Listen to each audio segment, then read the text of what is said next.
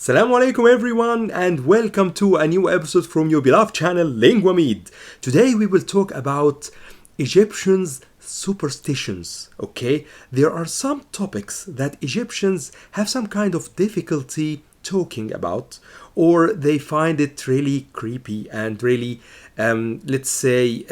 difficult to handle.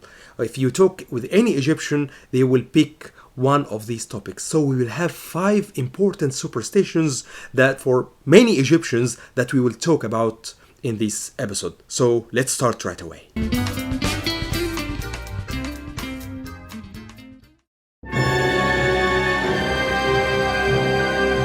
So black animals or birds, for example, black cats or let's say crows. Okay, so if you talk to any Egyptian about black cats or about crows, you will find that they are really sensitive about these topics, and they might tell you, okay, we are not comfortable talking about this. We don't like, for example, to see a crow or to see a black cat or raise a black cat, for example.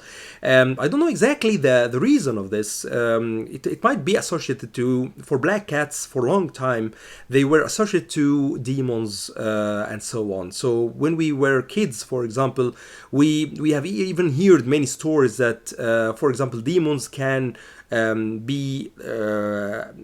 the same shape of a black cat or whatever, black dog or something like this.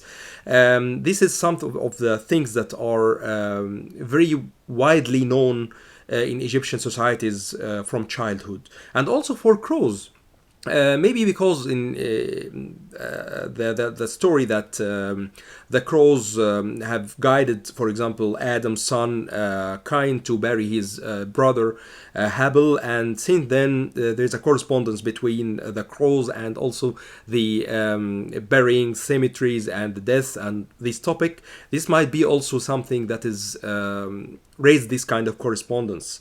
But it's very important to know that if you raise these topics, it will be some kind not comfortable for people to talk with, and you should take care when you talk about this.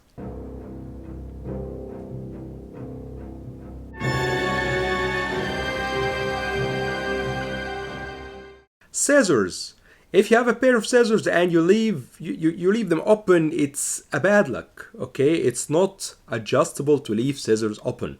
This thing that is very, very common in Egyptian, we have heard about since childhood. And me personally, when I was a kid, I was told by my parents not to leave any, of course, when I was able to handle scissors, not to leave scissors open. Just close them, especially at night. Why? Because this brings bad luck, and this is something that's not good. Okay, so when I think about it back then, I don't know exactly why scissors are, let's say, associated with bad luck. They are, of course, dangerous when you leave them open, but is this related to bad luck? Is this related to something that you shouldn't do? I don't know exactly why, but this is something that you need to know if you will interact with Egyptians, and if you raise this topic. It is really interesting because people may tell you different stories related to something like this, but me personally, I know that's true, and I know that Egyptians really find bad luck when leaving scissors open. So just make sure not to do this.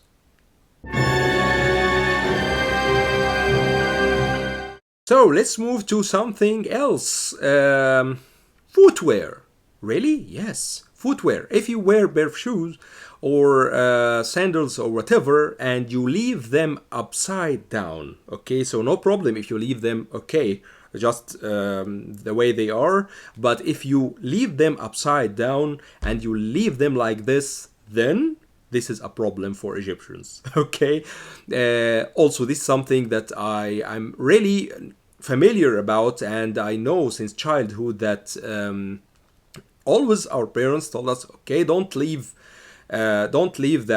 your shoes or sandals upside down. Okay, just leave them properly and just position them properly. Why? There are many reasons for this. One reason is religious, because parents always say, for example, if you leave the shoe upside down or something, this is something like an insult to God, because the back side of the shoe, the bottom side of the shoe is pointing forward, pointing upward, sorry, and this is something like an insult. Some others say that something like this is superstitious and it is brings back bad luck and it shouldn't be like this. So whatever the reason, you will find that Egyptians are not really comfortable with leaving their shoes or sandals or footwear generally upside down. So it's very important that when you are in an Egyptian home, for example, just make sure that your shoes are positioned properly.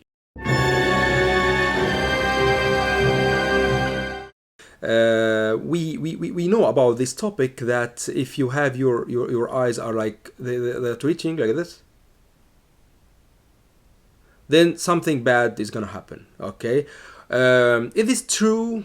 I don't know. I personally I don't believe this is something related to anything, but it is in the Egyptian culture, and maybe something like this dates back to the ancient Egyptians and something that's in the genes of of Egyptians, that if they have some kind of a creepy movement of the eye, not related to the muscle strain of, for example, this is should be the reason, but if they have something like this, then it's related to something will be that is gonna happen, that is bad, that is unfortunate, and so on. I think if you talk with your Egyptian friends, I think they will tell you something like this, because it's very likely and it's very common in Egypt, and I hear it really from many friends. So just make sure, or just watch yourself if you have this kind of twitching. Don't show it to Egyptians. Really. Actually, this one is really interesting, and this one is real. That is common, really common among Egyptians. Don't cut your nails at night. Yeah. Why? I don't know. Really, I don't know why the reason, but I heard about it, and I heard many Egyptians saying that if you cut your nails at night, this is bad luck. Something not good will gonna happen. This is not supposed to happen at night. Just cut your nails any time of the day. You have the complete hours of the day. Don't wait until the night to cut your nails. I don't know if something like this has some kind of an origin, or really a story or something that's combined to it. But I heard it from many Egyptians.